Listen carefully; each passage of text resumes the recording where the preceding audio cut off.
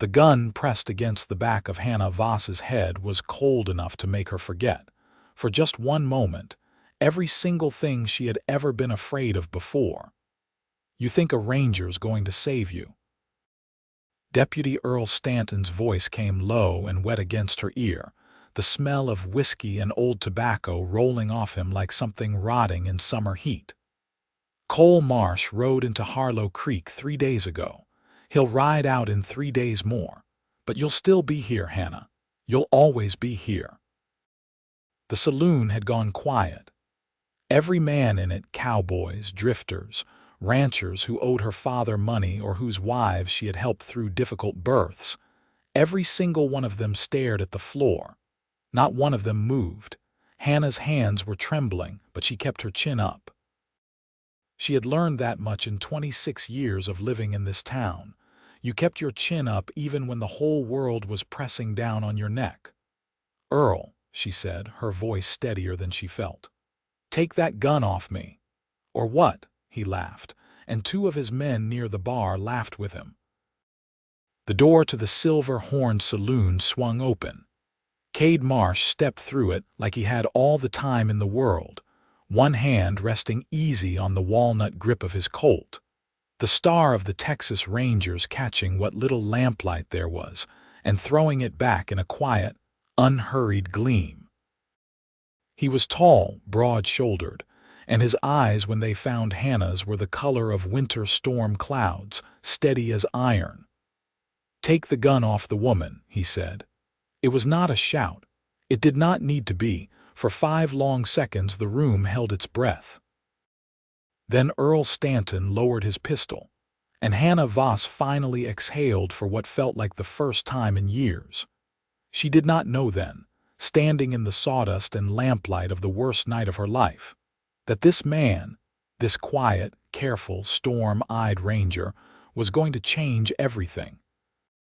She did not know he would be the one to say the words that had been true for years, but that she had never been able to hear until they came from his mouth. She did not know she would believe him, but that night was not where it started. It started 3 days earlier, when the stage from San Antonio rolled into Harlow Creek trailing red dust, and a man with a silver star and tired eyes stepped off it carrying nothing but a saddlebag and a warrant with 6 names written inside. Harlow Creek, Texas. The year was 1882. The town sat like something forgotten in the bend of a dry creek, bed 40 miles south of Fort Concho, the kind of place that had been growing mean and slow for a decade, without anyone from the outside world taking much notice. It had a general store, a livery, a jail that doubled as the sheriff's office, 2 churches that hated each other, and the Silver Horn Saloon, which was the true seat of power no matter what any church deacon might say about it. The man who ran that power was Silas Prout. Silas Prout was not a large man, and he was not a loud one. He was 51 years old, dressed always in a clean black coat, and he had soft hands that had never held a plow or swung a hammer in their lives. He owned the saloon, the livery, and quietly, through proxies and favors and the kind of debt that never quite seemed to get paid down, he owned most of the town's ranchland too. Sheriff Horace Delaney ate his meals at Prout's table. Deputy Earl Stanton had worked for Prout before he ever wore a badge. The circuit judge who came through twice a year had never in 7 years ruled against a Prout interest. Hannah Voss had grown up watching all of this with the particular clarity that comes to people who are never quite powerful enough to matter, and never quite invisible enough to be left alone. Her father, Georg Voss, had come to Harlow Creek from Missouri in 1867 with a young wife, $50, and the kind of stubborn optimism that the frontier either rewarded spectacularly or destroyed utterly. It had destroyed Georg. Not quickly, not dramatically, but in the slow grinding way that Silas Prout preferred. A bad loan here, a drought year there, A neighbor who stopped talking to you because Prout had something on him. A contract that got pulled at the last moment for reasons nobody would explain out loud. By the time Hannah was 18, her mother had died of a fever that might have been treated if they could have afforded the doctor who lived over the saloon and answered first to Prout's money. By the time she was 23, her father had signed over the deed to their small ranch in exchange for a debt forgiveness that turned out to forgive nothing at all, and had taken to sleeping in the back of the general store where he swept floors for $1 a week. Hannah had survived by doing what women in her position had always done in towns like Harlow Creek. She took in laundry. She helped at difficult childbirths. She mended fences, literally and sometimes figuratively, working as a seamstress for the ranchers' wives who still had money. She was careful, and she was quiet, and she gave Silas Prout no reason to notice her directly. But 3 months before Cade Marsh arrived on that stage, something had changed. A young ranch hand named Tommy Briggs had come to Hannah with a piece of paper he did not fully understand. He was 20 years old, barely literate, and the paper was a loan document that Prout's man had gotten him to sign after a long night of free whiskey. The document used terms Tommy could not have known: an acceleration clause, a penalty provision that compounded on compounding. And what it amounted to was that Tommy, who had borrowed $40 to buy a horse, now legally owed Prout over $200 within 30 days. And if he did not pay, Prout was entitled to claim Tommy's employer's land as collateral because Tommy had, without knowing it, signed using the ranch as security. The ranch in question belonged to an older widow named Clara Hensley, who had been feeding Tommy since he was a boy after his parents died, and who had nothing in the world except that land and no idea it had been put at risk. Hannah had read that document 3 times, sitting at her kitchen table with a single candle burning, and she had felt something shift inside her that she had kept very carefully still for a very long time. She wrote a letter to the Texas Rangers in San Antonio. She wrote it in her clearest hand, laying out everything she knew, not just Tommy's document, but the pattern she had watched for years. The loans that never got paid down. The sheriff who never investigated anything Prout did not want investigated. The way people who challenged Prout had a way of leaving town under circumstances that were never quite explained. She wrote 3 pages and addressed it to the ranger headquarters and gave it to the stage driver herself, watching him ride out with it, feeling simultaneously the most alive and the most frightened she had ever felt. She had told no one, or so she believed. Cade Marsh had been a ranger for 7 years. He had been born in 1853 in a small town outside of Austin, the son of a schoolteacher mother and a father who had gone to war for the Confederacy and come back different in ways nobody discussed directly. Cade had been tall, early, and serious always, the kind of child who watched everything and said little, who helped his mother grade papers in the evenings, and who could, by the time he was 16, tell when a man was lying by the way his breathing changed. He had joined the Rangers at 22, earned his reputation on a cattle theft case that unraveled what turned out to be a network of corrupt land agents operating through 4 counties, and had since been the man the San Antonio headquarters sent when a situation was too delicate for a direct confrontation and too important to leave alone. He was not a violent man by preference. He was a patient one. He had seen what violence did to places, how it could tear a community apart even when it was technically justice. And he preferred the long game, evidence, documentation, the kind of case that held up in court because the law was supposed to mean something even in the middle of nowhere. He had been given Hannah Voss's letter by the captain himself, who had read it twice and said, "Either this woman is extremely intelligent or extremely naive, and either way she needs looking after. Cade had read it once slowly, and had thought, both. He stepped off the stage in Harlow Creek on a Tuesday morning in September, when the heat was still fierce, but had begun to develop that particular quality it got in the first days of fall, a sharpness underneath the warmth, like the day knew it was being honest for the last time before winter came to cover things over. He noticed the town the way he always noticed a new place, taking it apart in pieces. The general store, the Smith, the two competing churches on opposite ends of Main Street as if they had drawn lots for territory. The livery where the hostler was a young Mexican man who moved with the careful economy of someone who had learned early to take up as little space as possible. The saloon with its painted sign and its windows dark at this hour of the morning, but its back door already open. The jail, solid and freshly whitewashed, which told him someone had enough civic pride or enough paranoia to maintain appearances. And then, as he was carrying his saddlebag toward the hotel, a woman came out of the mercantile across the street carrying a bundle of cloth too large for one person to manage sensibly, which she was managing anyway. Her dark hair pinned back, her jaw set with the precise expression of someone who has been doing difficult things alone for so long that asking for help no longer occurs to them as an option. That was Hannah Voss. He did not know her name yet. He made a note of her the way he made notes of everything in a new town, a small mental record. Woman, mid-20s, self-sufficient to the point of stubbornness, not afraid. The not afraid part stood out. Most people in towns like Harlow Creek wore their fear openly, like a second set of clothes.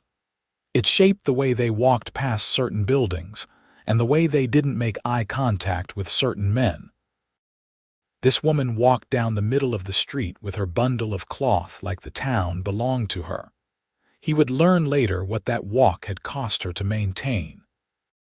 He registered at the hotel under his own name and badge, because he had found over the years that there was little point trying to hide a ranger's presence in a small town where the stage driver, the hotel clerk, and the man who swept the barbershop steps would all know within an hour anyway.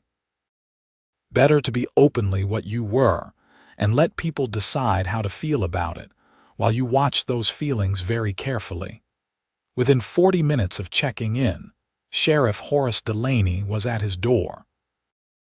Delaney was a broad man going soft in the middle, with a handshake that was slightly too firm and a smile that did not reach his eyes. He welcomed Cade to Harlow Creek with the careful cordiality of a man who was not even slightly glad to see him. "What brings the Rangers to our little corner of the world?" Delaney asked, leaning against the doorframe with studied ease. "Routine inspection of land documentation practices," Cade said, which was not entirely false. "Your county had some flags in the comptroller records." Delaney's smile stayed perfectly in place. "Flags, administrative, nothing that can't be sorted out with a look at the county deed records. I'll need access to the courthouse files." "Of course." The smile. "Of course, we'll get that arranged for you, Ranger." After Delaney left, Cade stood at his window and watched the street for 20 minutes, letting the town tell him things. He watched who went in and out of the saloon even before noon. He watched the way people moved around a particular man in a clean black coat who came out of the bank, exchanged a word with the sheriff, and walked back the way he had come without seeming to notice anyone else. Silas Prout. He was certain of it before he ever learned the name. The first time he spoke to Hannah Voss was not that day but the following morning, when he came down to breakfast at the hotel and found her delivering a mended shirt to the owner's wife. And the owner's wife was holding the shirt up and pointing at something and saying the stitching was not right. And Hannah was listening to this with a patience that was clearly costing her something. When the wife went to the back, Hannah turned to find Cade watching her from across the small dining room. The stitching was right, he said. She looked at him with direct brown eyes that gave nothing away. She knows that. Then why is she saying otherwise? Hannah picked up her sewing basket. Because her husband owes Prout $300, and making things difficult for me is cheaper than paying his debt. She said it matter-of-factly, the way you state the weather, and walked out. He sat with his coffee for a long time after she left, thinking about what it did to a person to live surrounded by that logic for long enough that it stopped even seeming remarkable. He found her again that afternoon, not by seeking her out but because Harlow Creek was not a large town, and he was doing what he always did, walking its geography until he understood it. She was at the dry goods counter of the mercantile, and he came in behind two men who were local ranchers engaged in a disagreement about the price of corn feed, and she was waiting her turn with an attention to patience that he was beginning to recognize as characteristic. When the ranchers finished and left and Hannah placed her small list on the counter, the owner glanced at it and then at her and said, "Cash only." "I've always paid cash," she said. "New policy." He did not meet her eyes. Cade stepped up beside her, set a coin on the counter. "Add her order to mine." The silence that followed had several different textures to it. The shop owner looked at the coin, then at Cade's badge, then at some middle distance that seemed to contain his future prospects if he made the wrong choice here. He took the coin. Outside, Hannah turned on Cade with an expression that was not gratitude so much as a careful assessment of what this gesture might mean and what it might cost. "I don't need rescuing," she said. "I know," he said. "I was buying coffee. You happened to be there." She studied him for a moment. "You're the ranger, Cade Marsh." "I know who you are." She adjusted her basket. "Everyone in Harlow Creek knows who you are by now. That's likely the problem." He walked beside her down the street, not because she had invited him to, but because their directions happened to align, and neither of them made anything of it. "You came because of a letter," she said after a moment, keeping her eyes forward. "I came because of a matter under ranger jurisdiction," he said carefully. "Ranger Marsh." Her voice was quiet but precise. "I wrote that letter. I'm not going to pretend otherwise. What I'd like to know is whether you found it useful or whether you're here to tell me to mind my own affairs and stay quiet." He glanced at her. In the flat afternoon light, her face was composed and serious and entirely without the particular kind of helplessness that people in her situation sometimes performed, consciously or not, as a way of protecting themselves. "I found it very useful," he said, "and extremely well documented." Something shifted in her expression. Not relief exactly, but something adjacent to it, like a door opening in a room that had been sealed so long it had started to seem like a wall. "There's more," she said. "More than I could put in a letter without risking it being opened." "Then tell me." She looked at him then, a full direct look that assessed him all the way down and seemed to be reaching some kind of verdict. He held it steadily and let her look. "Not here," she said. "Not in the street. Name a time and place." She named them, quietly, and walked on, and he walked in the other direction, and neither of them looked back. She had said the church at the east end of town, not the Presbyterian but the Methodist. Tomorrow morning before the 9 o'clock service, when the minister was at the parsonage having his breakfast, and the building stood open and empty. He was there at 8:15, sitting in the third pew, reading the warrant he had never quite put away. She came in at 8:20, sat 2 rows behind him without appearing to plan it, and said in a voice pitched just above silence, "Silas Prout has been using a system of false improvements to claim homestead land as abandoned. The federal records show improvements, fence lines, water sources, structures that were never built. Someone is filing false survey documents." Cade turned to look at her. "Who is filing them?" A man named Robert Calhoun officially. He's a surveyor out of Midland. But Calhoun hasn't been to this county in 4 years. Someone is signing his name. He was quiet for a moment. How do you know Calhoun hasn't been here? Because I remember everyone who comes through Harlow Creek, and when they came, and I have every stage record for the last 5 years in my head, because I have worked the mercantile counterpart time since I was 19, and the stage schedules come through there. She paused. Also, Calhoun is dead. He died in El Paso in 1879. I found a notice in an old newspaper while I was lining a drawer last spring. Cade Marsh sat very still, the way he did when something went from significant to critical. That's fraud on federal land documents, he said. That's not a county matter. That's a federal matter. Yes, she said. That's why I wrote to the Rangers and not the sheriff. He turned to face forward again, processing this. Around them, the old church smelled of wood and candle wax and the faint mineral smell of Texas dust that worked its way into everything. You've been carrying this alone, he said. I've been gathering it alone, she corrected quietly. There's a difference. Not as much as you think. When did you know the risk you were taking? She was quiet for a moment. When I sealed the envelope, I knew then. But by that point, it seemed like not sending it would have been worse somehow, like giving permission for things to go on. He was still facing the front of the church, but he turned his head to look at her over his shoulder. You were right to send it. She did not say anything. But some of the careful composure in her face shifted very slightly, and he saw something underneath it that was neither brave nor resigned, but simply exhausted. The tiredness of someone who had been doing the right thing in the dark for a very long time, without knowing if the light was ever going to come. He looked away before she could see that he had noticed. Over the following 2 days, they met twice more, always briefly, always in locations that could be explained. He bought something at the mercantile when she was working. She passed the hotel and he happened to be on the porch. They were not seen to seek each other out. That was deliberate on both their parts, and they both understood it without discussing it.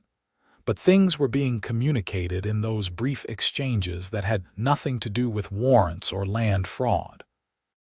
He learned that she had read every newspaper that passed through the mercantile for 6 years, that she had a small collection of books she had acquired one at a time over years of careful saving, that she knew more about federal land law than most lawyers he had met. Taught to herself from a copy of Blackstone's commentaries she had found in the dry goods store's used book pile for 2 cents. She learned that he had grown up near the law but not comfortably inside it, that he had seen what legal systems did to people when they became tools instead of shelters, and that his 7 years of rangering had given him a profound respect for evidence and a profound impatience with men who used badges as weights to press down on the people least able to resist. They were careful with each other, both of them. Careful in the particular way of 2 people who have been hurt by carelessness in the past and have made it a discipline not to be careless themselves. But there were moments. The second morning, outside the mercantile, she had shown him a piece of paper she'd kept folded in her apron pocket. A copy she'd made in her own hand of one of the fraudulent land filings, reproduced from a document she had seen when it was briefly on the counter of the county clerk's office, written from memory that same evening. The detail was extraordinary, every number and notation exact. He had taken it from her hand, and their fingers had been close together for a moment, not touching but almost, and he had looked up from the paper to find her watching him with that same careful assessment she had turned on him from the beginning, except that something in it had changed, softened just slightly at the edges into something more uncertain and less armored. He had handed the paper back without saying anything unnecessary. But he had not forgotten the almost touch for the rest of the day, which was not something he usually had occasion to be distracted by, and he noted it the way he noted other things that might be important later. The trouble arrived on the second night. Cade was in his room at the hotel, working through the files he had requested from the county courthouse. Files that the clerk, a nervous, thin-handed man named Peters, had produced with visible reluctance, and the unmistakable air of someone who was going to report this action to someone else within the hour. Cade had noted this and taken the files quickly and thoroughly. He was deep in a set of survey records when someone knocked on his door, 3 precise knocks that were not casual.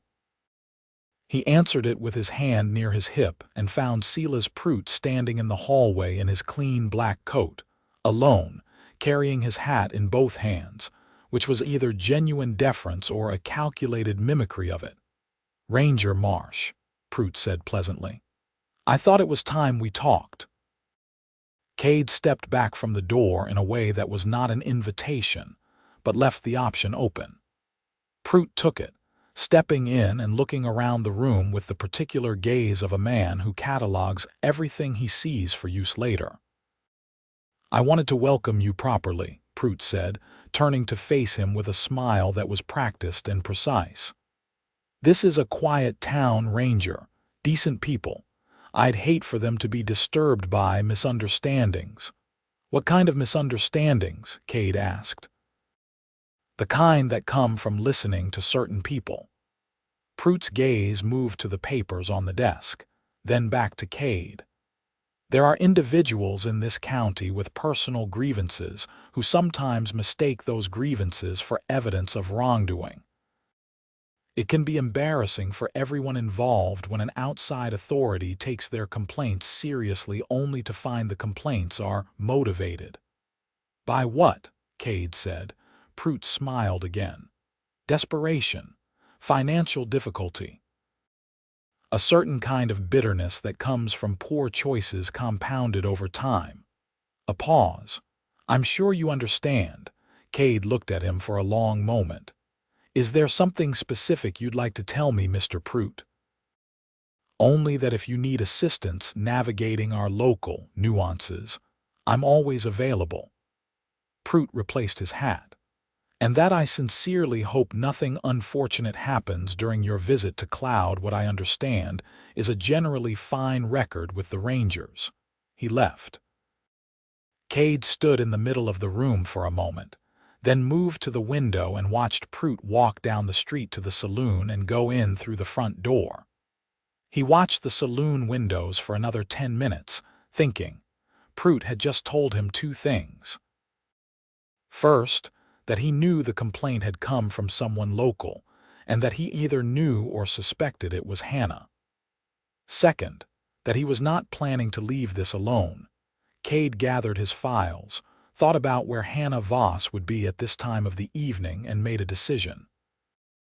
She was at her house, a small structure at the edge of town that she rented from a widow who had moved to San Antonio 2 years ago and didn't come back. Cade knocked and waited.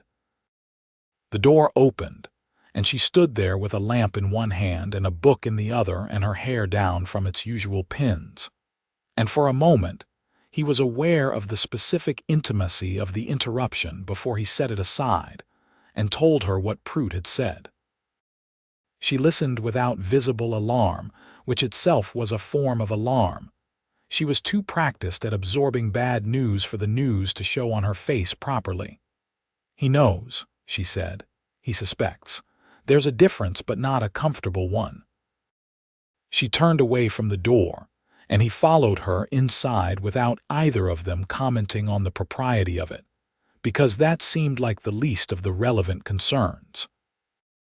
The house was small but kept with a precision that told its own story. Everything arranged and maintained by someone who had very little and managed it with great care. Books stacked on a shelf built from old planks and crates. A table with a single good candle.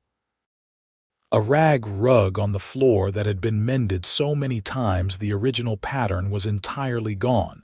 She sat at the table and looked at the candle flame. He sat across from her. "What happens now?" she asked. "I finish the documentation.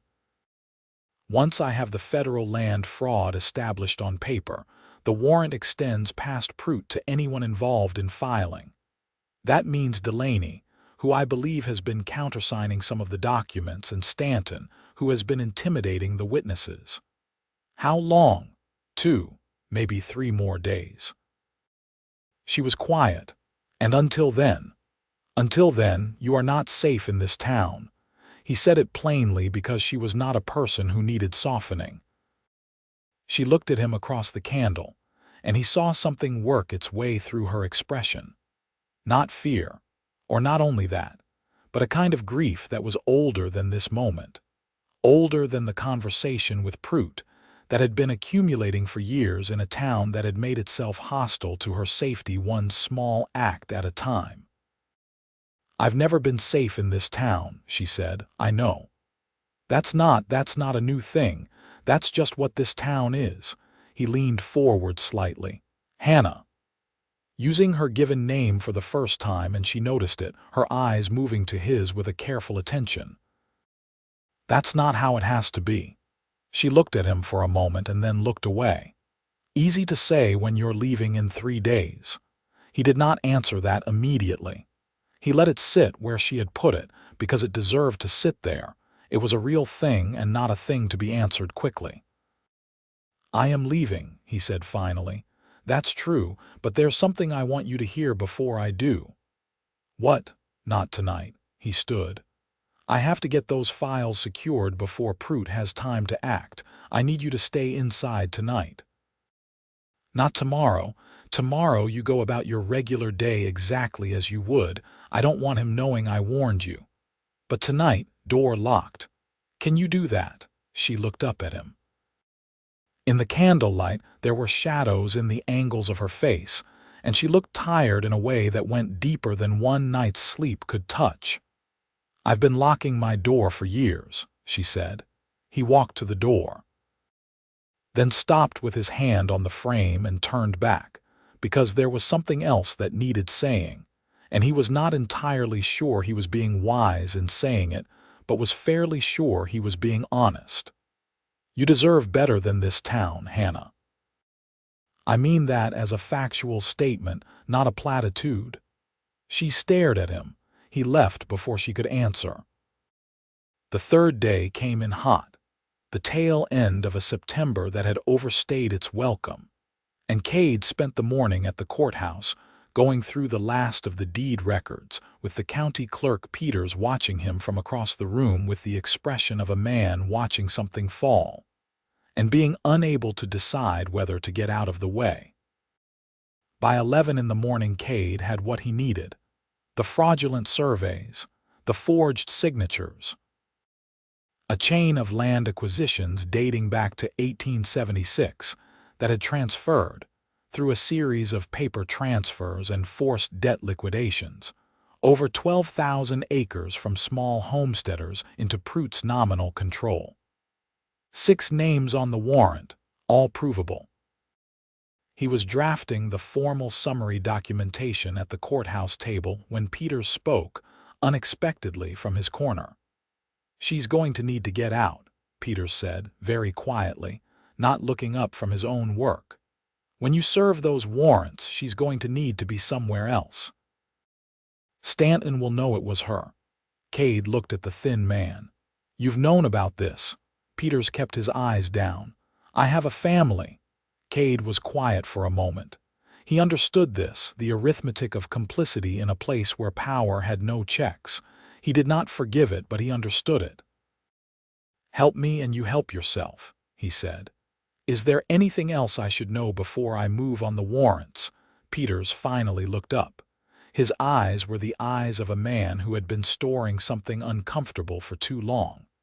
"Prout's been moving money through the land titles. Cattle sales, false ones. There's a ledger in the saloon safe. I've seen entries. I don't know what all of them mean, but I know they don't match what's in the public records. Can you get me access to that ledger?" "No." Peters shook his head. "I absolutely cannot, but—" he hesitated. "Hannah Voss." She helped Prute's bookkeeper sort a filing error last winter because the bookkeeper couldn't read his own handwriting and needed a clear eye on it. I don't know what she saw, but she was in that office for over an hour. Cade put down his pen. He found Hannah at noon at the Mercantile, and this time he did not worry about appearances. He went straight to where she was stacking bolts of cloth and said quietly and close, "The ledger. How much did you see?" She looked at him without blinking.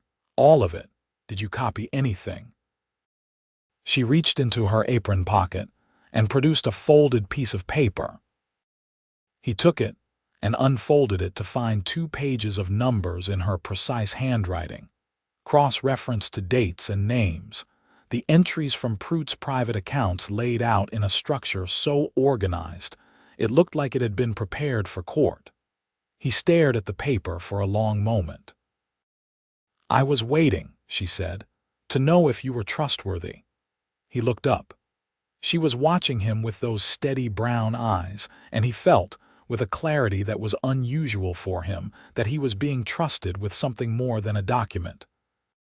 "You should have given me this immediately," he said, but his voice was not hard. "You should know that people in this town have trusted the wrong men with important things for 20 years, she said. "I was careful. You were right to be careful." "Yes." He refolded the paper with great care. "I'm serving the warrants tonight. I'm riding to Fort Concho today for a deputy detail to ride down tomorrow morning, but the warrants go tonight." She nodded slowly. "I meant what I said about you being safe," he said. "I need you somewhere the Deputy Stanton cannot reach you tonight." She thought for a moment. "Clara Hensley's ranch. She's 5 miles out and she's owed me a place at her table for 3 years. Go now. Take what you need. Leave before dark." She looked at him, and in the narrow space between the fabric bolts, with the afternoon light coming through the Mercantile's single dusty window, she said, "Are you going to be all right?" He was caught off guard by the question, not because it was strange, but because no one had asked him that he could not immediately calculate how long. "Yes," he said. "You're one man. I've been one man before." She held his gaze for a moment with an expression that was worried and careful and honest, all at once, and then she turned back to the bolt of cloth and said, "Be careful, Cade Marsh." He carried the sound of his name in her voice with him for the rest of the afternoon. He sent the letter to Fort Concho by the noon stage.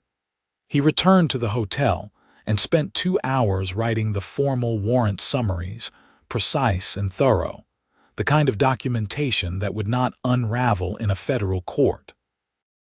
He cleaned his Colt, checked his rifle, and sat at the window as the afternoon moved toward evening, watching the town settle into its night patterns. Prute's men gathered at the Silver Horn as they always did.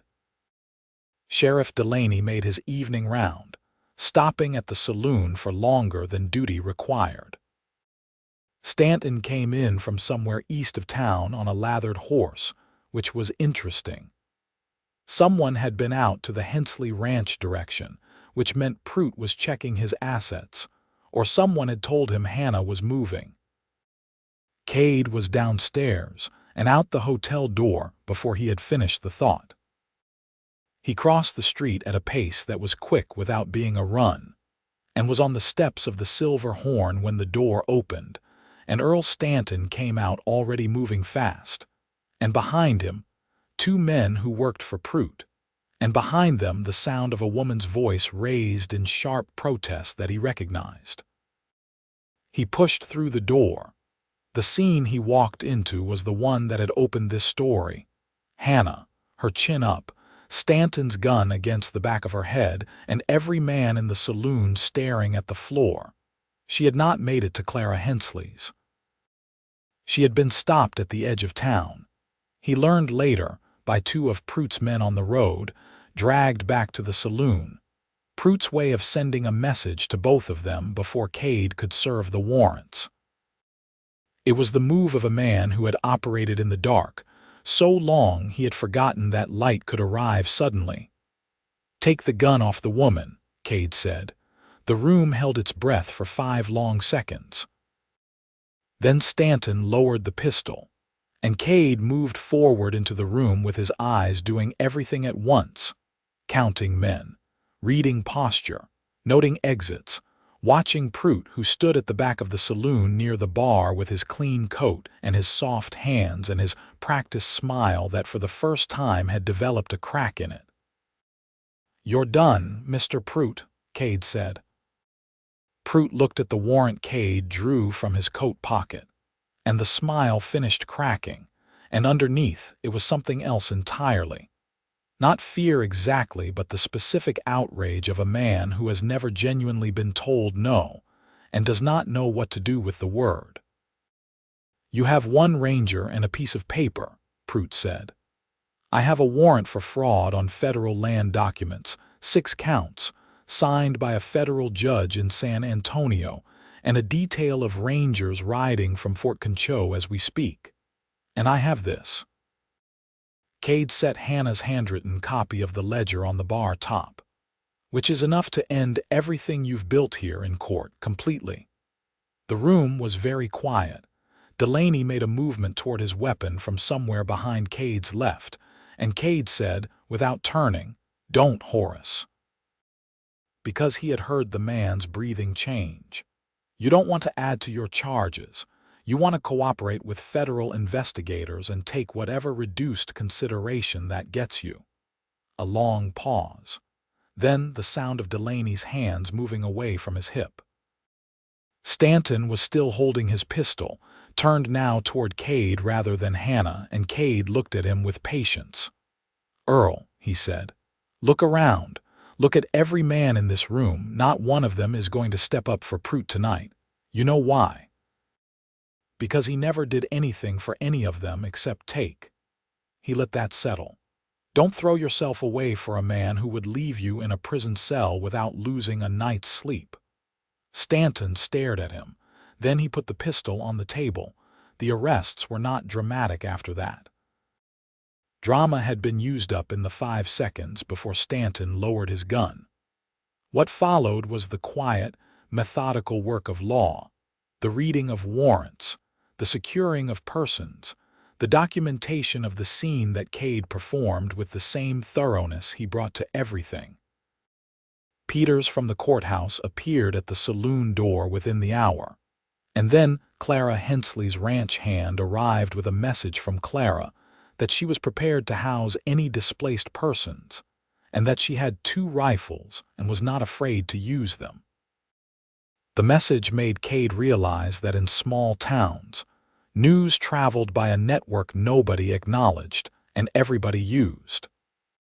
Hannah stood against the back wall of the saloon and watched all of this with an expression that Cade could not entirely read from across the room, though he checked on it periodically the way you check on something valuable to make sure it has not been damaged. When the immediate proceedings were settled and Prout and Stanton and Delaney were locked in the very jail that Delaney had whitewashed so carefully, and 2 of the town's ranchers had agreed to keep watch through the night until the Fort Concho detail arrived, Cade found himself standing on the step outside the Silver Horn in the October night air, and Hannah came and stood beside him. Neither of them spoke for a moment. The stars over Harlow Creek were extraordinary, as they always were this far from any city, a deep, crowded sky that made the individual person feel both small and somehow appropriately situated in the scale of things. "It's over," she said. "The immediate part, there will be federal proceedings. You'll need to give testimony. I can do that." "I know you can." He looked at the sky. "You'll be called to San Antonio probably more than once." She was quiet beside him. "The town," she said after a while, "it's going to change now. The land Prout took, what happens to it? Federal reclamation process.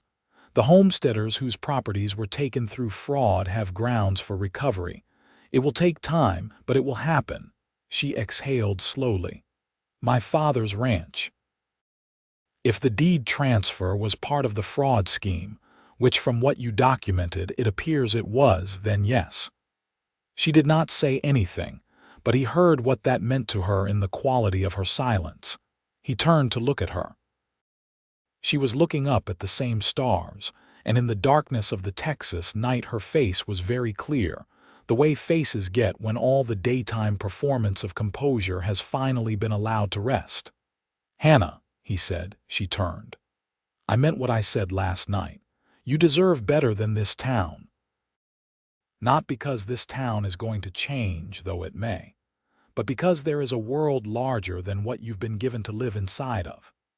He paused, choosing his words carefully, because she was a precise person and deserved precise language. "You have a mind that belongs in a library and instincts that belong in a courthouse and courage that belongs somewhere it gets recognized. None of that has happened here." She stared at him. "I know that's an easy thing to say," he continued. "I know I'm leaving and that makes it easier to say. I'm aware of that, but I don't want to not say it because of that." She was very still. "You said it last night too, that I deserved better. I mean it just as much tonight." She looked at him for a long time in the starlight, and something was happening in her expression that she was not trying to stop. Some wall that had been holding for a very long time was quietly discovering that it did not need to hold anymore. "I believe you," she said. And her voice was different when she said it. Not the braced, careful voice she had used every time she said something in this town that might be used against her. Smaller and truer and entirely without armor. He stayed very still, giving her that moment. "I've told myself a version of it before," she said, "but it never quite, it was always theoretical. Like I could understand it the way you understand a map of a place you've never been." She paused. "Tonight it feels different. What's different about it? You." She said it simply, as if it were obvious. "You came here and you saw this town and you saw me in it and you didn't look at me the way everyone here looks at me, like I was already where I belonged. You looked at me like—" She stopped. "Like what?" "Like I was going somewhere." She shook her head slightly. "I know that's not practical." "Why does it have to be practical?" She looked at him with sudden, startled attention, like someone who had been walking a familiar path and had looked down to find it led somewhere new. The Fort Concho detail arrived the following morning. 8 rangers riding fast and dusty, led by a sergeant named Willis who had worked with Cade before, and who took in the situation at the jail, the documentation, and the scope of the federal charges with the focused efficiency of a man who had seen stranger mornings. Cade spent 4 hours with Willis going through every piece of evidence, every document, every name, building the case that would travel to San Antonio, and eventually to a federal court where Silas Prout would spend a long time accounting for 20 years of systematic theft and intimidation. Peters, given a formal immunity agreement for his cooperation, produced additional documents from the courthouse that he had been sitting on for 2 years. The county clerk, it turned out, had been keeping his own careful record, not quite out of courage but out of the same archival instinct that tends to live in people who work with files, the feeling that things should be recorded in case they matter later. They mattered. By noon, the case was tight enough to sail. Willis shook Cade's hand and said, "Federal prosecutor is going to enjoy this one." Cade said, "Make sure Hannah Voss is treated as the primary informant of record. Her documentation is the foundation of all of this." Willis gave him a look that registered some information, and Cade did not comment on the look. He found Hannah at Clara Hensley's ranch, where she had finally arrived the night before after the arrests, brought out by one of the ranchers who had kept watch. Clara Hensley turned out to be a small, fierce woman in her late 50s, who had immediately put Hannah in the best bedroom, and was currently trying to also feed Cade whether he wanted feeding or not. He let himself be fed, sitting at Clara's kitchen table while Clara bustled with determined hospitality, and Hannah sat across from him with a cup of coffee and watched him with those careful eyes, though the careful had something different in it now. "The hearing in San Antonio," he said when Clara left the room. "I can arrange the train fare from Fort Concho. You won't have to manage that." "I have some savings," she said. "You don't need to use them for this. The ranger office covers witness expenses on federal cases. It's not charity, it's procedural." She wrapped both hands around her cup. "I've never been to San Antonio. You'll need to, more than once probably," she nodded slowly. "Will you be there when the hearing happens?" "I'll be testifying, yes." Something passed across her face. She looked down at her coffee, then back up, and said with a directness that he had come to expect from her, but that still carried, at moments like this, a particular charge to it. "I don't want to only see you in a courthouse." The kitchen was quiet. Outside, Clara's chickens moved around the yard with their usual cheerful lack of concern for human emotional logistics. "No," he agreed. "Neither do I." She looked at him, and the smile that came then was not the composed, controlled thing she had given the town for years. It was something smaller and warmer and entirely real, and it did something to the general temperature of the room. He reached across the table and covered her hand with his, and she turned her hand over and held his, and they sat like that for a while in Clara Hensley's kitchen, while the Texas morning went on being itself outside the windows. "I would like to come back," he said. "After San Antonio. After the proceedings start moving. I would like to come back to this area.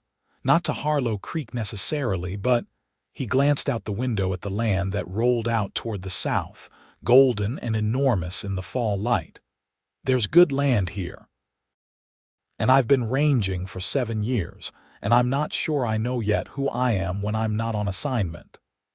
"Who do you think you might be?" He thought about this seriously, because she was the kind of person who deserved serious answers to the questions she asked. "Somebody who gets up in the same place 2 mornings in a row. Somebody who knows the names of his neighbors." He looked at her. "Somebody who has somebody to know." Her thumb moved across the back of his hand, a light, specific motion. "I would like that," she said, "for you to come back." The weeks that followed were not simple. Federal proceedings were never simple. Cade rode with Willis's detail back to Fort Concho with the prisoners and the documentation. And from there, the case moved to San Antonio, where the federal prosecutor received it with the controlled excitement of a man who has been given something he can actually use. Cade gave his deposition, filed his formal report, and was immediately reassigned by habit to a rustling case in another county. He took the assignment because he was a ranger, and that was what rangers did, but he wrote a letter first. He wrote it to Hannah at Clara Hensley's ranch, which was where she was staying while Harlow Creek sorted itself out, because her rented house had been found to be owned through a proxy company that was part of Pruitt's network, which meant it was currently in federal freeze pending resolution. The letter was not a long one. He was not a man who found long letters comfortable. But it said what it needed to say, which was that he thought about her, and that the case was proceeding well, and that when the rustling matter in Coleman County was resolved, he intended to come back, and that he hoped she was well, and that he wanted very much to hear from her if she was willing to write. She wrote back. Her letter was 4 pages long and entirely characteristic of her, precise, thoughtful, occasionally very dry in its observations, and underneath all of that a warmth that came through in the choosing of what to include and what emphasis to give it. She told him about Clara's ranch, about helping with the late fall cattle work because Clara's ranch hands were 2, and the work was always more than 2 men could do. She told him about the town, which was in considerable turmoil, but also in something that might eventually become transformation. Without Pruitt's apparatus, old debts had become renegotiable. Some land was already in the process of returning to its original owners, and the tension that had sat over Harlow Creek like weather for 20 years was, slowly, beginning to lift. She told him about her father, who had been told his ranch deed was under review for fraudulent transfer, and who had sat down when he heard this and put his hands over his face for a long time, and then asked where he should go to make his statement. She told him she thought about him too. She put it simply, without embellishment, the way she said the things that mattered. He read that line 3 times on the porch of a Coleman County farmhouse at dusk, with the sound of cattle in a nearby pen, and the last of the evening light going gold and gone. And he was aware of wanting to be somewhere specific for the first time in 7 years of ranging that had kept him generally and deliberately nowhere. He resolved the Coleman County matter in 23 days. He wrote a brief report, received his next assignment, and asked Captain Reyes for a leave of absence of 6 weeks before taking it. Reyes looked at him across his desk. "The Harlow Creek business, related to it," Cade said carefully. Reyes studied him. "Federal case is solid. Prosecutor doesn't need you holding its hand." "No," a pause. "Hannah Voss." Cade did not confirm or deny this, which confirmed it. Reyes made a sound that was not quite a laugh. 6 weeks, he said. "Don't do anything the Rangers would have to disclaim." He rode into the area north of Harlow Creek on a November morning when the mesquite had gone gray, and the light was thin and clean, the kind of light that makes the distances look clear and close. He had written ahead, a brief note, saying when he would arrive. She met him at the crossroads a mile from Clara's ranch. She was on a bay horse and wearing a dark coat, her hair pinned as always, and when he came around the bend in the road and saw her sitting there waiting for him, he felt something in his chest settle into place with the specific rightness of a thing that has found where it belongs. He pulled up beside her. "You came," she said. "I said I would." She looked at him with the morning light in her eyes, and something uncomplicated and certain in her expression that he had not seen there before in the guarded days of Harlow Creek, but that suited her more than the guarding ever had. "You did say that." They rode back to Clara's together, their horses falling easily into pace with each other, and they talked the way people talk when they have been writing letters, picking up threads that had started on paper and letting them continue in air. Easier than starting from nothing, carrying all of that accumulated knowing forward. Clara received him with the energy of a woman who had been told about him in considerable detail, and had strong opinions about it. She fed him immediately and found reasons to leave the room regularly, and told Hannah at one point, in a voice she thought was quieter than it was, that she approved. And Hannah came back into the main room with a color in her face that had nothing to do with the November cold. Over the following days, Cade stayed at a ranch 2 miles from Clara's that belonged to a man named Tom Astor, who had spare accommodation and no interest in other people's business. He and Hannah rode out in the mornings when the work allowed her to, and in the afternoons he helped with whatever needed doing on Clara's land, because he had never been good at sitting still, and because physical work was one of the ways he knew how to say things he had not yet found the right words for. They talked about everything, about the federal case, which was moving toward a hearing date in February, about the land recovery process, which was slow but real, about Jorg Voss, who had been interviewed by federal investigators and whose deed transfer had been formally identified as fraudulent, and who was now living in the small house on his original land, while the legal formalities of return were completed, still thin, still pale, but sleeping more soundly than he had in years. They talked about bigger things, about what kind of life was possible, and where, and for whom, and about the relationship between place and the self, which was something both of them had reason to have opinions on. One evening, sitting on Clara's porch with the last light going out over the southern horizon and the first stars appearing with the cool deliberateness of November stars, Hannah said, "I used to think leaving was the only answer, that the only way to have a different life was to go somewhere entirely else. And now I think the answer is more complicated." She was quiet for a moment. "My father is home. The land is coming back. The people here, some of them were only afraid. They weren't bad people, just trapped by the same system that trapped everyone else.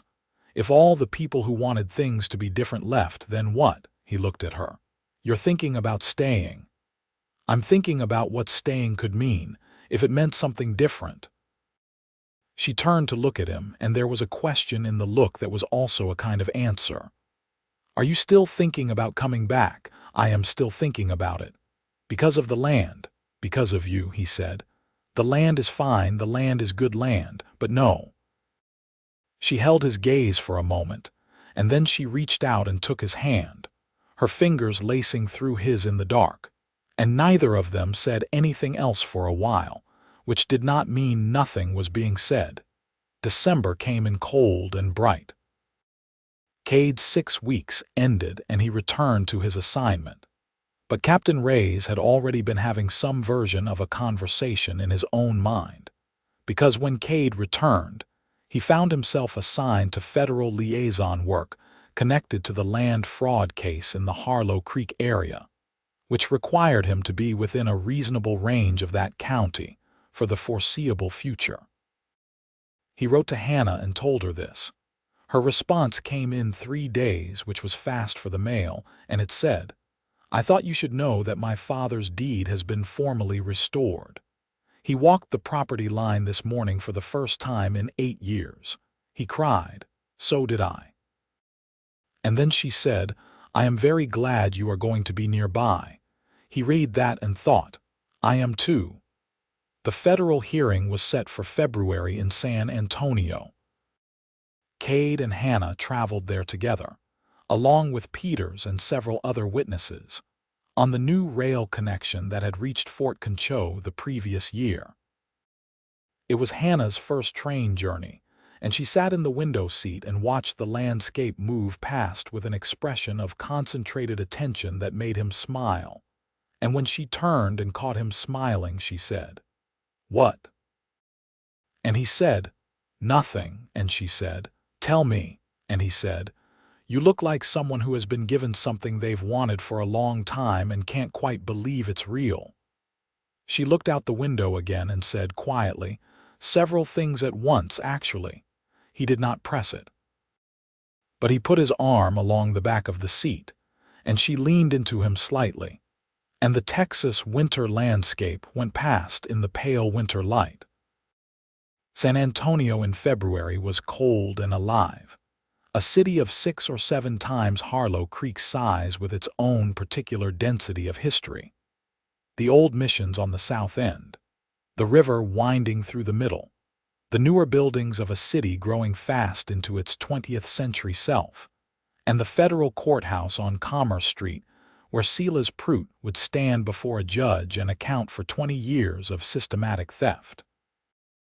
Cade gave his testimony on the second day of proceedings, laying out the evidence chain with the organized precision that had characterized his ranger work for 7 years, and watching the prosecutor use Hannah's meticulous documentation to build a case that held together so completely that Prout's defense attorney could find very little to disturb. Hannah gave her testimony on the 3rd day. Cade sat in the gallery and watched her walk to the stand in the dark dress she had bought for the occasion, her hair pinned with care, her back straight, and he watched her look at the court, the judge, the prosecutor, the defendants in their dock, the gallery of observers with those clear brown eyes, and give her testimony in a voice that was entirely steady. She told exactly what she had seen, exactly what she had documented, and exactly what it had meant to live in a town built on that system. She was precise. She was unsparing. When Pruitt's attorney attempted to suggest that her account was motivated by personal grievance, she looked at him directly and said, "My personal grievance is that the law was supposed to protect people in Harlow Creek and did not. My testimony is about what I documented, not what I felt. You have all of my documentation in front of you." The attorney sat down. Cade watched her come off the stand and thought, very simply, there she is. After the hearing session, in the early evening, they walked along the San Antonio River in the winter cold, their breath showing white, the willow trees stripped to bare branches above the dark water. They had been through something together. Not the formal legal process exactly, but what it had taken to get there, the long patience of it, the sustained effort of making something right in the world, and the walking in the cool dark felt like an appropriate punctuation. He stopped on a stone bridge over the river and they stood looking at the water for a while. "After the verdict," he said. "What do you want?" She considered this carefully, the way she considered everything. "I want to see my father settled on his land. I want to know the people in Harlow Creek who needed justice got it. She paused. "I want to have read all the books I haven't read yet. That's going to take a while." "Yes." She looked at him sideways. "And I want to know where you're going to be. Because I've spent 6 months now making plans with the assumption that you're in them, and I want to know if that's reasonable." He turned toward her. "Is it reasonable to you? I wouldn't say it if it weren't reasonable. I don't say things I don't mean." "No," he agreed. "You never have." She was looking up at him. The river sounds behind them, the city's distant lamplight catching the water below, and he reached out and tucked a strand of hair that had escaped her pins back behind her ear, his fingers gentle against her cheek, and she leaned into the touch very slightly, her eyes closing for just a moment. "Hannah," he said. "Yes, you deserve better than this town.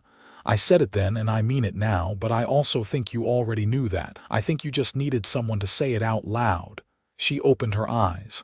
"I needed to believe it," she said. "There's a difference. You believe it now." "I believe it now." A pause.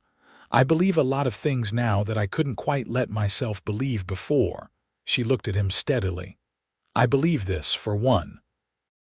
He kissed her there on the stone bridge over the San Antonio River, gentle and careful and completely certain, and she kissed him back with a warmth that was entirely unhurried. And the winter night held the moment with the particular kindness that winter nights sometimes have when the people inside them are finally, after a long time, warm. The verdict came on the 5th day of proceedings. Silas Pruitt was found guilty on 9 counts of federal land fraud. Robert Calhoun's forged signatures had been forensically verified by a handwriting examiner. Delaney and Stanton received lesser charges for their roles as accessories, and were each sentenced to terms that removed them from Harlow Creek permanently. 2 other men in Pruitt's network took plea agreements and cooperated, which further tightened the case against the primary defendants. Pruitt stood in the dock and looked at the judge with a face that had finally run out of calculations and found nothing underneath them. He received 14 years in a federal penitentiary. Cade stood in the corridor outside the courtroom afterward, and Hannah found him there, and they stood for a moment in the old stone quiet of the building, and he said, "It's done." She said, "It's done." And she pressed her forehead briefly against his shoulder, and he put an arm around her and held her for a moment. And she let herself be held in the completely unsupported way you only let yourself be held by someone you fully trust. Spring came to Harlow Creek with what felt like personal intent. Cade had been formally reassigned to a 3-year posting as district ranger based out of a station near Fort Concho, which put him within 30 miles of the county.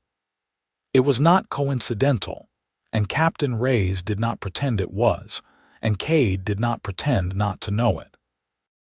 He rode into Harlow Creek on an April morning when the last of the bluebonnets were coming out along the roadsides, and tied his horse at the livery where the young Mexican hostler, whose name was Miguel Torres, and who had recently been given the chance to purchase the livery on terms that were for the first time in his life actually fair, gave him a nod that was full of contained satisfaction. The town was different. Not entirely, not in all the ways that needed changing.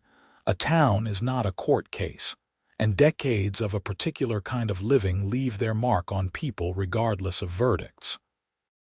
But there was a different quality to the air of it, a decompression, as if something that had been held under pressure had been allowed to simply be its own weight at last. The Voss land had been formally restored to Jorg's name in March. Jorg Voss, 62 years old and with the careful, deliberate movements of a man who had been ill for a long time and was still learning what being well felt like, was on the porch of his farmhouse when Cade rode up. He had been mending a section of fence rail, the kind of small maintenance work that comes with ownership, that you only do when the land is actually yours. He looked at Cade for a long moment. "Ranger Marsh," he said. "Mr. Voss." Cade swung down from his horse. Jorg set down the fence rail. His hands were still those of a man who had worked hard all his life, rough-knuckled and scarred, and he looked at them for a moment before looking up. "My daughter tells me," he said carefully, "that without you none of this would have come right." "Without your daughter," Cade said, "I would have had nothing to work with. She built the case herself. I just carried it to where it needed to go." Jorg was quiet with this.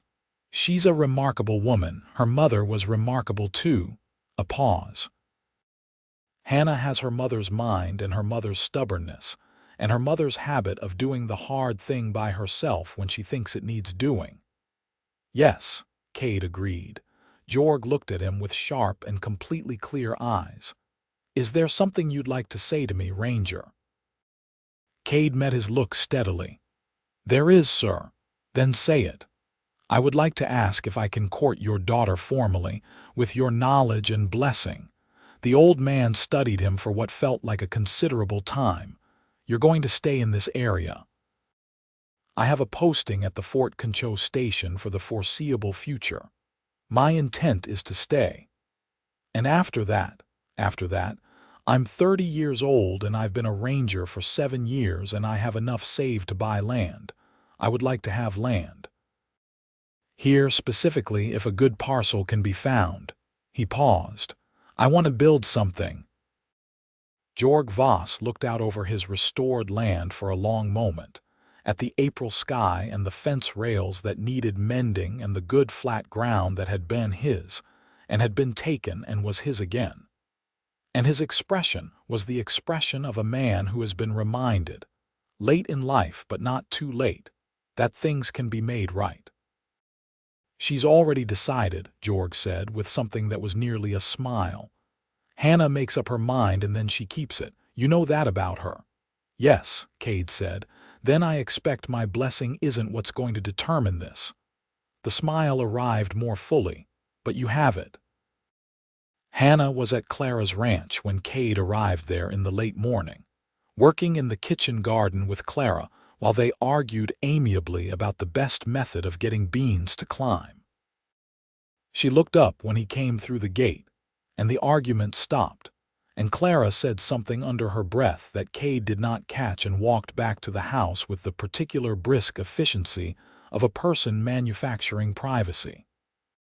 Hannah wiped her hands on her apron and came toward him, and he reached into his coat and produced a small box that he had carried from San Antonio in February, and had been carrying ever since, waiting for the right moment, not rushing it because she was not a person to be rushed, and because the right moment was worth waiting for.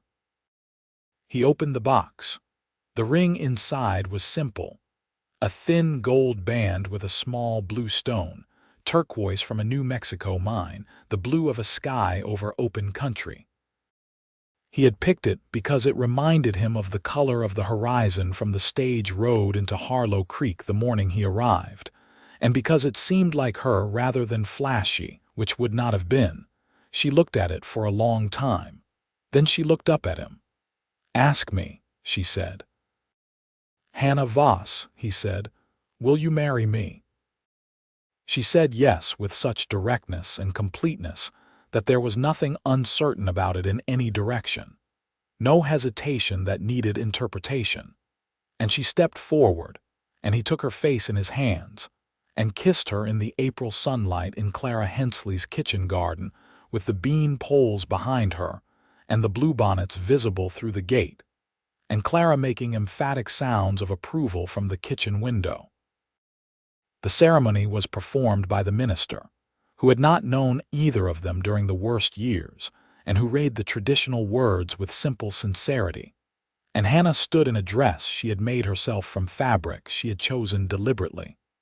A soft gray blue that was the closest thing she owned to the color of Cade's eyes, and held his hands and said her vows to him in a clear, carrying voice that every person in the small church heard without difficulty.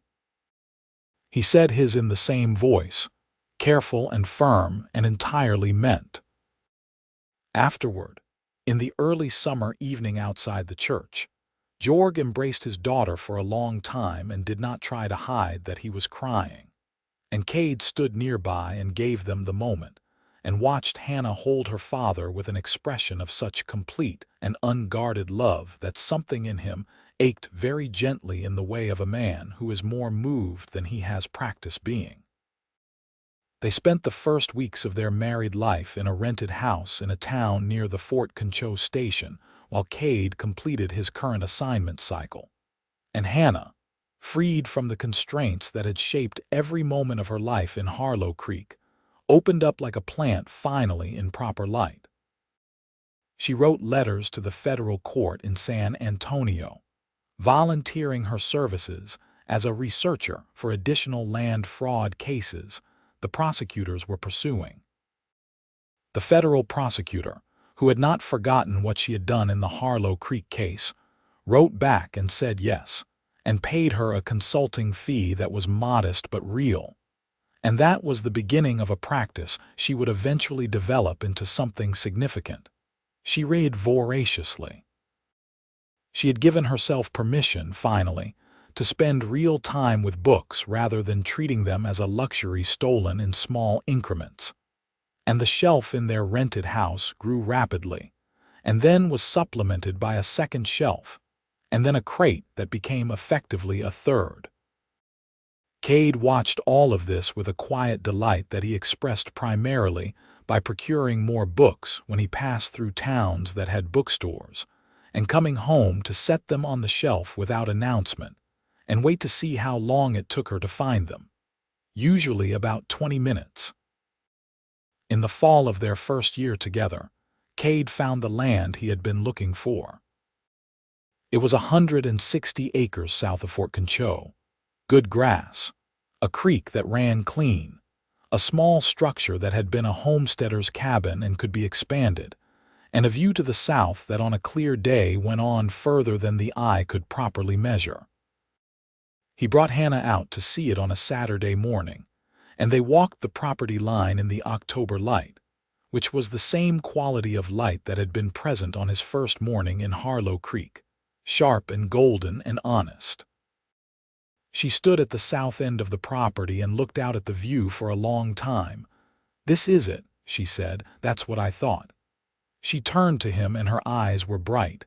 "Can we afford it?" "Mostly. I'd need to sell my horse." "Don't sell your horse." She turned back to the view. "I have the consulting money. We can put it together." He came and stood beside her. "You earned that for different purposes." "I earned it to use," she said. "This is a use." She leaned back against him, his arms going around her from behind, and they stood looking at the land together in the fall light, the land that was going to be theirs, that they were going to build something on together. "We're going to need more furniture," she said. "We'll get more furniture." "And more books," he laughed, an easy, real laugh that had been rare for most of his life and was becoming less so. "I assumed." And a vegetable garden. I want to put a vegetable garden in before winter. We can do that." She turned in his arms to face him. This close, he could see the specific way her eyes changed when she was genuinely happy. The way the watchfulness softened and something more direct showed through it, something that had always been there, and that the years of careful survival had simply kept covered.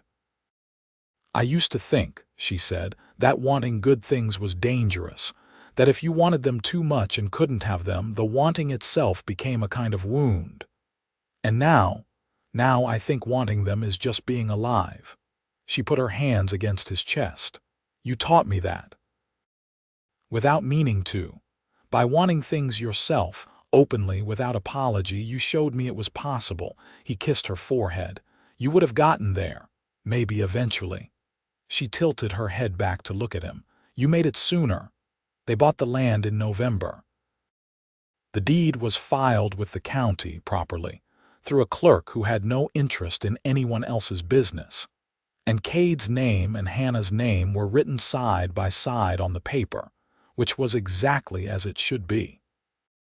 The cabin was expanded over the winter months, Cade doing much of the work himself with help from Miguel Torres's older brother, who had come down from Harlow Creek to work for the season and who was a fine carpenter. Clara Hensley came to see the progress and declared it suitable, which was high praise from Clara. And Jorg Voss came in February and walked every room of the expanding house and stood in the kitchen that was being tiled by Hannah with her own hands and said nothing at all, but pressed his hand against the wall in a gesture that said everything about the difference between a structure and a home. In February of that second year, Hannah told Cade she was pregnant. She told him at breakfast, sitting across the kitchen table from him the way she had sat across the table from him in that first terrible night in her rented house in Harlow Creek. The night Prout had warned him off, except that the table now was theirs and the kitchen was theirs, and the morning light coming through the new windows was unafraid. She said it plainly, the way she said things, and he put down his coffee cup and looked at her for a moment with an expression that was doing several things at once: joy, steadiness, a particular kind of wonder that has no simpler name. He came around the table and knelt beside her chair and took her face in his hands and said, "Hannah." "Yes," she said. "We're going to be all right," he said. She covered his hands with hers. "I know," she said. "I've known that for a while now." Their son arrived in October. A solid, loud, entirely opinionated boy who entered the world in the expanded cabin on the good land south of Fort Concho, with the assistance of a midwife from the nearby settlement, and Clara Hensley, who had ridden 30 miles to be there and would hear nothing against it. They named him William Jorg Marsh. William for the straightforwardness of it, a name that stood up on its own, and Jorg for Hannah's father, who when he heard the middle name sat down very carefully and was quiet for a time that suggested he did not entirely trust his own voice. Clara stayed for a week and did everything and refused to be thanked for it, which was entirely consistent with Clara. Cade held his son on the second evening, sitting in the chair by the new window with the night pressing gentle and dark against the glass, and thought about the chain of things that had led from a letter written at a kitchen table in a small embattled town to this moment, this room, this weight in his arms, and could not trace all the links of it except to know that every one of them had mattered. Hannah, in bed, her dark hair loose across the pillow, watched him hold their son and said nothing, because nothing needed saying. He looked up and found her watching, and something passed between them over the lamplight. The particular wordless communication of two people who have been paying close attention to each other long enough to have built a language that lives below ordinary speech. Life on the property developed its own rhythm over the seasons. She wrote it at the kitchen table in the evenings while William slept, and when Cade was home he would read what she had written and occasionally offer observations from his own experience and the collaboration of it. The easy, practical partnership of two minds that had been built to work alongside each other was one of the pleasures of their life together that neither of them had expected quite so completely. Harlow Creek, 30 miles north, continued its slow recovery. The land returned to most of its original owners over the 2 years following the verdict. Several families who had left during the Prout years came back when word spread that things had changed. The Silver Horn Saloon was purchased by a man named Garrett who ran it honestly and put decent food on the tables, and who had no political ambitions of any kind, which was its own form of novelty. Peters, the county clerk, was still at his job, still careful and thin-handed, and had apparently joined the Methodist choir, which surprised everyone who knew him and pleased him considerably.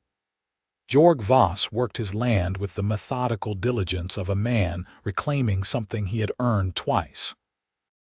He was slower than he had been, his joints giving him trouble in the winter cold, but he had a thoroughness to his movements that was also a kind of joy. And in the spring, he planted a kitchen garden that was too large for one person and invited Hannah out regularly to help manage it, which was actually an invitation to visit, and both of them understood it that way. When William was old enough to sit on a horse without falling off, which came sooner than anyone was quite prepared for, Jorg took him on the old horse in the yard and walked him around with a seriousness that was also delight. And William grabbed the saddle horn and yelled with a satisfaction that contained no fear at all.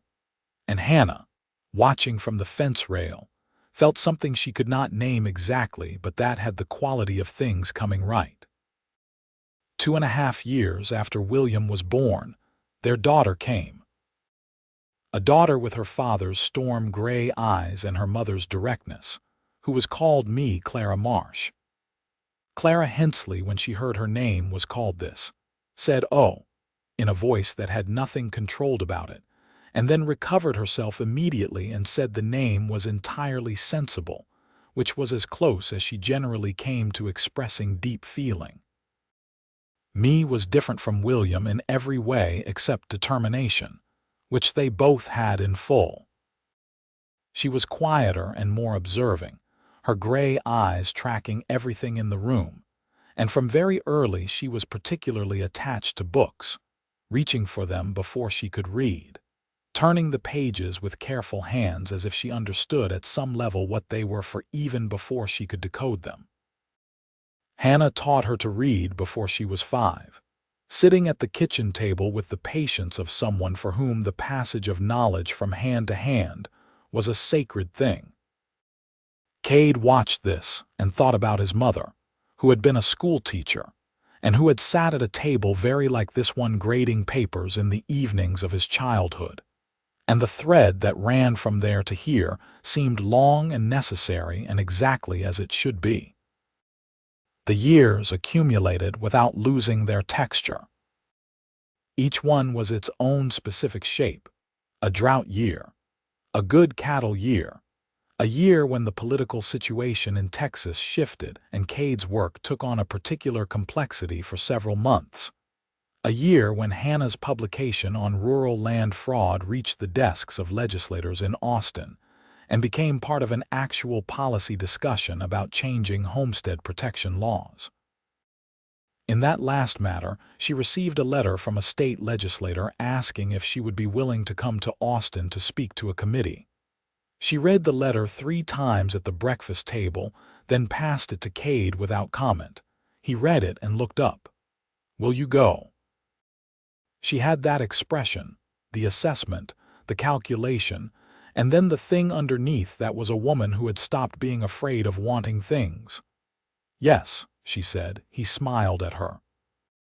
The smile that was for her specifically, that had developed over years of being near her. That was not the ranger's face or any public face, but simply his. Good. She went to Austin in the spring, taking the train from Fort Concho, And William came with her because he was 7 and had been reading about Austin in a schoolbook, and had views about it that he wanted to verify. Me stayed with Jorg because she and Jorg had developed a particular accord, and she had a vegetable garden there she was monitoring. In Austin, before a legislative committee in a formal building that was more imposing than any she had yet stood in, Hannah Voss Marsh spoke for 40 minutes about what happened to rural families when the law that was supposed to protect them became instead the instrument of the men who preyed on them. She spoke from her documentation and from her own life, without drama and without embellishment, in the clear, careful voice that said things once because once was enough. The committee listened. A revised Homestead Protection Amendment to existing Texas law was drafted that year and passed the following one. It was not perfect. Laws rarely were. But it included specific provisions regarding documentation standards for debt instruments and penalties for fraudulent land survey filings that were directly drawn from the methodology Hannah had described, and the protection it offered to small landholders in isolated areas was real and measurable. She did not learn about this at a formal ceremony or in any way that involved her name. She learned about it from a note Peters sent her from the Harlow Creek courthouse, saying that he had heard the bill had passed and that he thought she should know since she had been more responsible for it than anyone knew. She sat with that letter at the kitchen table and was very quiet for a while. Cade, reading at the other end of the table, looked up. "The amendment," she said. "I heard." She set the letter down. "I was a woman in a small town doing laundry and mending seams and trying not to be noticed." "Yes," he said, "and now there's a law." "Yes," he said again. She looked at him across the table, the same table where so much of their life had been lived, where she had fed their children and written her reports and read her books and made her plans, and her expression was the expression of someone who has fully arrived somewhere after a very long journey and knows it. He reached across and took her hand. "You deserved this all along," he said. "Every part of it." She looked at him, and what was in her face was not a beginning. It had been there for years now, settled and deep and entirely at home. She turned her hand over in his. "I believe that," she said. "I actually, finally, completely believe that."